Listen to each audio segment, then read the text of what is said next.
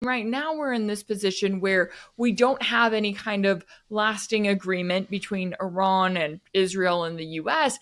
Instead, we're all very wary about when the war is going to resume and what that's going to look like. So you have Iran in this place of being like, look, we've tried to talk, we've tried to make things work. But I mean, what are your concerns for when the US and Israel inevitably go to the next phase of this war? As far as Israel and Iran and the U.S. go, the precedent has been set. And the precedent is that Israel has and the U.S. have control or operational access to Iranian airspace and kind of air dominance, if you will. That was what phase one achieved for Israel and for the U.S. Obviously, Israel paid a heavy price for that. Tel Aviv is, now being gentrified because of this issue with the enrichment capability that despite Trump saying, oh, we've obliterated the whole program. Of course not. So, but the fact that there is enriched uranium that has been removed from the Fordo site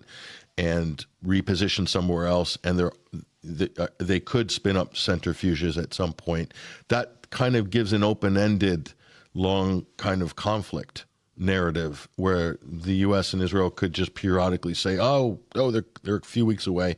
They're back at it again, and just do this kind of repeated strikes, turn sanctions on, turn sanctions off, so they can kind of keep this going indefinitely. It seems like it's set for a long conflict. If Israel receives the blunt end of more Iranian missile attacks, that's another matter altogether. I think Israel's very weak in that respect. The United States, though, can always be there to back them up or to call for a ceasefire and then, wait and then bomb them again. The real key is what's going on with Azerbaijan and Armenia right next door. The Iranian president was there meeting the President Aliyev in Azerbaijan. So it looks like there is evidence that Azerbaijan's being used as a staging ground by Israeli intelligence, by Western intelligence for attacks on Iran, as well possibly for attacks on Russia. Puts them in a very precarious position. If World War III is to accelerate, then Azerbaijan would be a potential flashpoint. Turkey is also in the frame as well. So that's a really worrying flashpoint. For Iran, this is very, very precarious.